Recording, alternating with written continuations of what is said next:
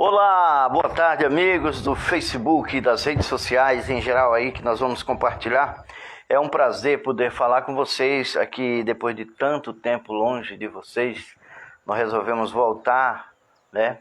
Em uma época aqui na nossa região, é um inverno gostoso, dias chuvosos, mas que com muita fartura aqui na região norte do nosso Brasil, aqui em São Francisco do Guaporé, no Vale do Guaporé, no estado de Rondônia, esse amado estado que nós vivemos.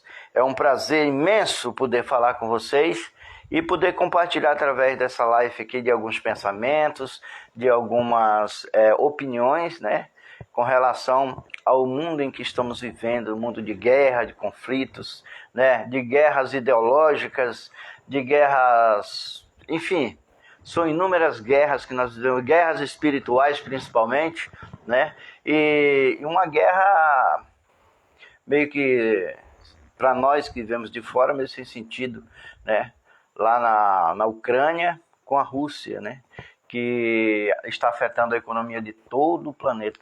Eu só não sei porquê, né? Mas está afetando, enfim.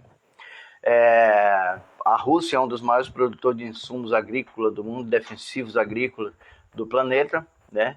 E o Brasil é o maior produtor, né, de produtor agrícola, né, do agro no planeta.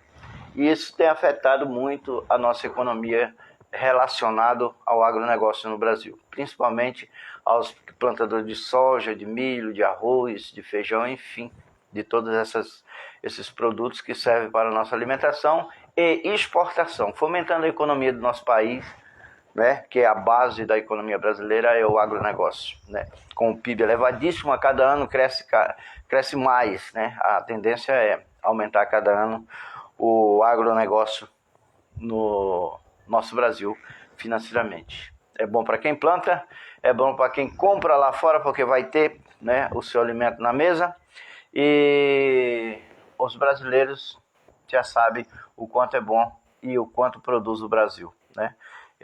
Aqui mesmo em Rondônia nós temos um campo crescente do agronegócio, principalmente no que tange a soja e o milho, né, que está crescendo muito no nosso estado. A agricultura familiar diminuindo, que não é bom também, né, que deveria ter um equilíbrio, e o agronegócio de grandes plantações aumentando cada dia mais. E com isso a economia geral, o PIB do Brasil vai aumentando. Não necessariamente os brasileiros fazem parte dessa economia. É a minoria que põe a mão no cascalho, né? O brasileiro da classe menos favorecida, aliás, o trabalhador propriamente dito, esse aí tem que viver com salário mínimo de R$ 1.200, 1.212, né? O ano que vem vai passar para aí aumentar um pouco, 1.295, se eu não me engano. Mas o Brasil está passando momentos difíceis, assim como todo o planeta, né?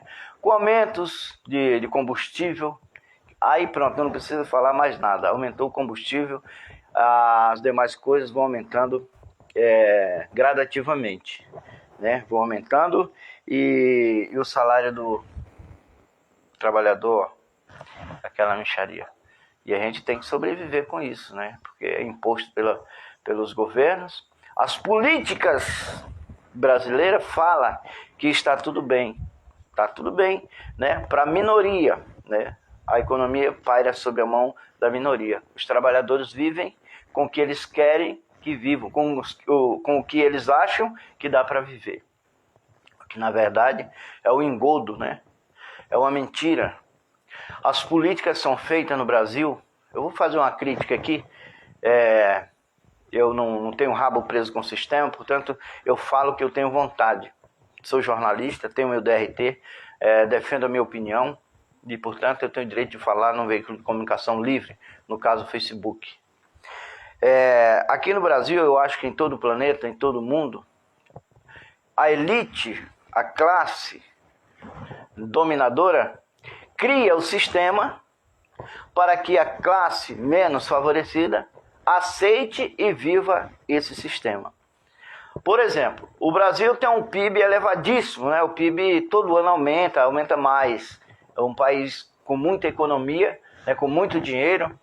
E, como diz a música, né, é um país rico e de povo pobre. O trabalhador trabalha de manhã para comer à tarde, trabalha de dia para comer à noite. É realidade, estou falando isso como brasileiro e como trabalhador também, né? Se a gente exceder um pouquinho mais, né, nos nossos querer, né, querer dar um conforto melhor para o filho, para a esposa, enfim, para os familiares, a gente acaba tropeçando no meio do caminho, né, porque nós não conseguimos arcar com todas as despesas mínimas necessárias para dar um conforto para a família. Nós temos que viver de acordo com o que o sistema acha que nós devemos viver, né? De acordo com o que o sistema diz, né? Eles ditam a regra e nós temos que viver essa regra. E para nós sairmos desse paradigma, né? Dessa zona de desconforto, a gente tem que lutar muito, a gente tem que se empenhar muito, né? Brigar contra o sistema, brigar contra as forças, né? E para você poder sair dessa zona de desconforto, né? Para poder dar uma vida melhor para os seus filhos, para a sua família, enfim. E isso o Brasil aplaude, né? Muitos aplaudem de pé a política econômica do Brasil. Aí os governantes, eu não vou falar só do governo atual não, todos os governantes fazem isso e fazem com segunda intenção, não adianta me dizer o contrário, porque isso é verdade, né? Criam o auxílio gás, o auxílio isso, o auxílio aquilo, o Bolsa Família, o Auxílio Brasil, com o intuito de aprisionar os brasileiros menos favorecidos para conquistar o seu voto, para que nas próximas eleições eles possam contar com o voto dessas pessoas. Se for mentira o que eu estou falando, alguém ouse a falar que é mentira, mas que a verdade é essa. Entra Sarney, entra Lula, entra Dilma, entra isso, entra aquilo, e a política é sempre... Só muda o nome, né? Auxílio gás, auxílio leite, auxílio moradia, auxílio Bolsa Família, Auxílio Brasil, só muda o nome, aumenta uma merreca. Isso prende o brasileiro, que leva o brasileiro a achar que por dever ele deva votar nessas pessoas. Por quê? Porque ele recebe aí 300, 400 reais por mês e acha que tá bom, porque se ele não receber isso, ele acaba que as suas despesas, os seus ganhos não dão para arcar com as suas despesas, levando os seus filhos, a sua família, a passar necessidades nas suas casas, principalmente os que não têm casa própria. Os que moram de aluguel, os que pagam aluguel, internet, paga água, paga luz, paga gás, enfim, paga. E aí a gente, analisando, que quando um rico vê um pobre numa lanchonete, isso aí é coisa que eu observo com meus próprios olhos. Quando vê um pobre sentado com seus filhos numa lanchonete, comendo um pastel ou tomando um suco, fazendo um lanche, coisa do cotidiano do rico, né, da classe média para alta. O pobre não pode, porque aos olhos da sociedade capitalista, o pobre não tem direito de fazer isso com sua família. Porque é isso que é ditado. Porque se fosse para fazer, eles melhorariam o salário, né? Daria condição de trabalho para os pobres, né? Para todos de igual, para que as pessoas tivessem a dignidade de levar os seus filhos numa lanchonete, numa pizzaria, nem que fosse esporadicamente, né? Uma vez por mês, para poder satisfazer, né? Aquilo que é uma necessidade aos olhos dos filhos, aos olhos da esposa. Porque o capitalismo faz isso, né? Ele pressiona a gente para baixo, como uma mola de pressão para baixo. Você tem que estar debaixo dos nossos pés, porque é ali que eu quero vocês. Né? O capitalista pensa assim, ele não te olha com um olhar de misericórdia. Longe disso, o capitalista arranca de você tudo o que ele puder, seja no trabalho, seja nos negócios, seja de que forma for, para que ele cresça mais e você diminua. Essa é a grande verdade, né? E isso é implantado no Brasil. E o engraçado é que as pessoas aprenderam a conviver com isso, né? As pessoas aprenderam a conviver com isso. O cara é bem de situação. Eu sei que eu nunca vou poder chegar lá. Dificilmente vai mesmo, é uma verdade, né? Dificilmente nós vamos poder alcançar esse patamar aí de poder usufruir do que a classe média usufrui, né? A classe trabalhadora. Nós trabalhamos a semana toda e o final de semana também, né? Porque às vezes nós temos que complementar nossa renda trabalhando no final de semana para poder nós não deixarmos a nossa família passar necessidade. Essa é a grande verdade do povo brasileiro. E o capitalismo aumenta o capitalismo na mão de poucos. O capital aumenta na mão de poucos e a pobreza permanece, né, com a sua hereditariedade, né, do passa de pai para filho, neto e assim vai. Numa árvore genealógica decrescente. Infelizmente, essa é a realidade do Brasil. O rico cada vez fica mais rico e o pobre cada vez fica mais pobre, porque o sistema brasileiro, eles aplaudem de pé. O PIB do Brasil, esse ano superou, né? Bateu recorde, mas essa riqueza está na mão de quem? Né? E para mim, o país só pode ser aplaudido de pé quando o seu povo tiver dignidade para viver. E o Brasil hoje nós temos mais de 14 milhões de brasileiros necessitando de emprego, necessitando de uma porta de emprego com um salário digno para manter suas famílias. Diminuiu um pouco a corrupção no Brasil, mas as rendas continuam lá onde eu não sei. Com certeza não é onde deveria estar, que é na mão dos trabalhadores, né? Diminuiu a corrupção, diminuiu. O governo está de parabéns nesse quesito, está de parabéns nesse quesito, né? Só que a política econômica permanece a mesma. Olha a inflação. Não se fala de inflação, mas nós não somos burros, nós somos pobres, mas porém nós não somos burros a saber que a inflação está corroendo aí o bolso do brasileiro, né? A gente vai no mercado hoje, há 6 meses atrás nós tínhamos aí uma economia com... vamos falar assim, nós comprávamos 1 litro de óleo, um recipiente de óleo de 900 ml e pagávamos aí R$ 4,50, né? Hoje nós vamos no mercado e pagamos R$10, R$ 9,99. R$ 10 em 900 ml de óleo de soja. O país produz soja e produz muito. Todos os estados brasileiros produzem a soja. Por que pagar um preço desse no 900 ml de óleo? Eu não entendo. Porque tudo é dólar. E o que eu tenho a ver com isso? Eu recebo real. Se o negócio do Brasil, os negócios brasileiros são baseados em dólar, pois então que pague os brasileiros os salários em dólar também, para que se possa se equiparar mais ou menos e viver dignamente. Eu não estou dizendo que os demais países não estão atravessando crise, né? Mas os salários das pessoas lá são bem mais elevados do que aqui no Brasil. Com certeza. O litro de gasolina, se for levarmos a matemática, está igual em todo o planeta. Só que o salário não é igual em todo o planeta, né? O Brasil é um dos países que o salário mínimo não cobre as despesas do cidadão. Eu falo com propriedade, né, do que estou falando, porque eu também sou assalariado. Eu também sei o que é viver com salário. E aí as pessoas acham, levantam, bate palma, fala de economia, fala de PIB do Brasil, fala de muitas coisas, elogia um, elogia outro, mas eu não vejo o resultado disso lá na ponta da linha, que é onde deveria chegar. São aqueles que fazem a economia movimentar, que são os trabalhadores. Enfim, nós precisamos mudar a política econômica do nosso Brasil para que os brasileiros que trabalham, os brasileiros trabalhadores, possam usufruir o mínimo das riquezas do nosso país, né? Os políticos têm aí o seu dinheiro e eles não estão preocupados em fazer política econômica para você não, porque lá eles têm auxílio paletó, auxílio moradia, auxílio restaurante, auxílio combustível, enfim, tem auxílio viagem, que é da passagem aérea para todo lugar do Brasil e até fora do Brasil. E nós temos que bancar com um salário mínimo tudo isso e às vezes muito mais, né? O sistema de saúde brasileiro é elogiado pelos políticos brasileiros, mas eles usam o sistema? Nunca vi um deputado federal na fila do SUS para fazer uma consulta.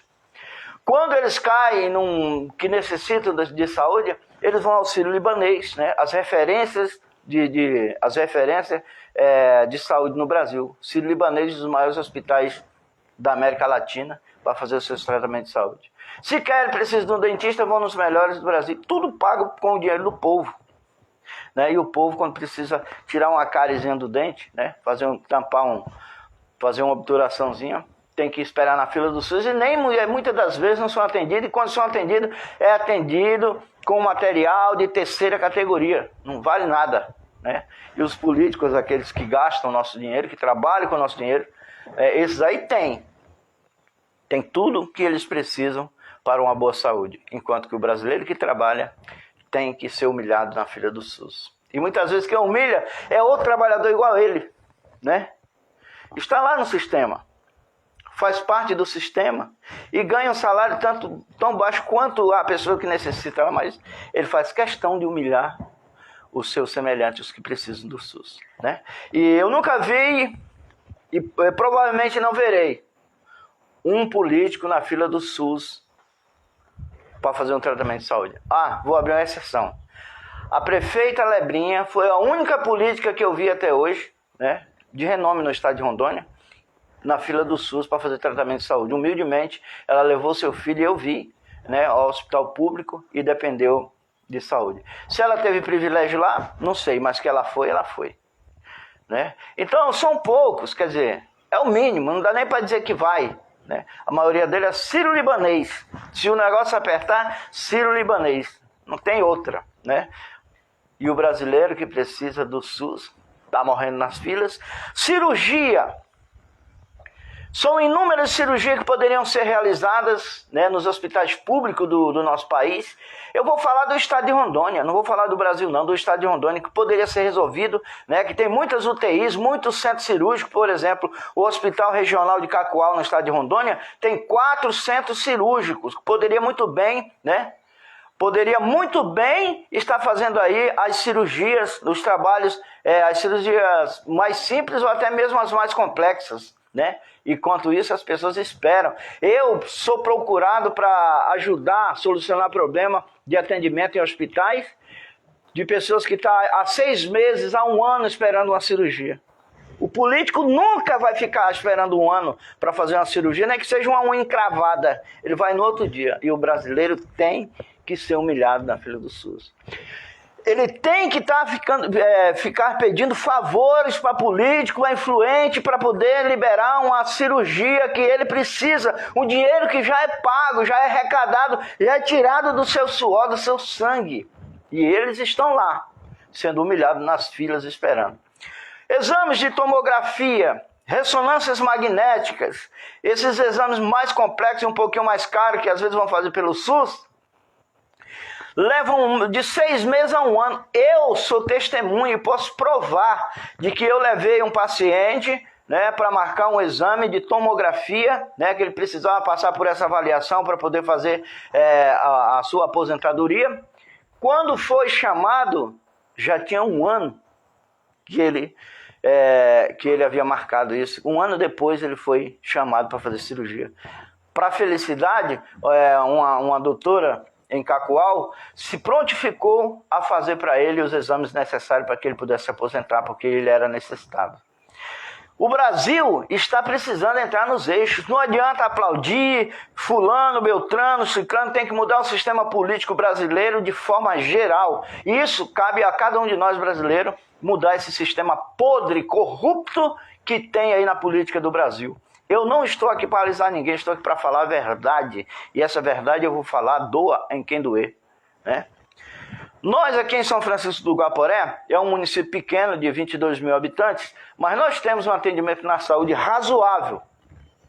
Dentro da medida do possível, comparando aos demais municípios do estado de Rondônia, nós temos um atendimento na saúde aqui formidável.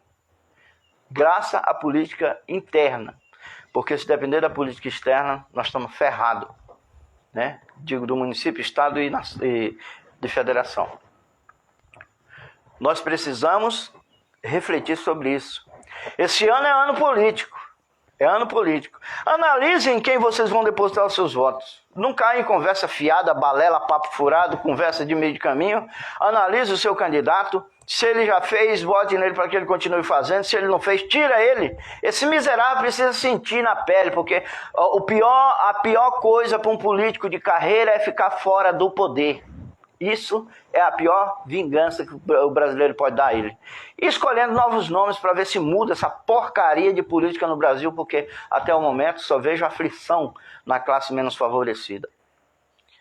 Né? Só vimos aflição, problemas a serem resolvidos, e os políticos que deveriam resolver não resolvem. Eles estão preocupados com seus rebanhos de bovino, eles estão preocupados com seus imóveis, com seus bens, enfim, eles às vezes são políticos ou quer um cargo político para defender os seus negócios pessoais. O povo é que se exploda, como dizia o Chico Anísio no seu programa, o saudoso Chico Anísio, né? E assim vai. Como dizia o professor, né, o professor Raimundo, também um personagem de Chico Anísio, e o salário, ó. Tenham todos uma boa tarde, fiquem com Deus, estamos de volta assim que se fizer necessário. Meu nome é Lodoval Romano, DRT 1590 do estado de Rondônia. Um abraço.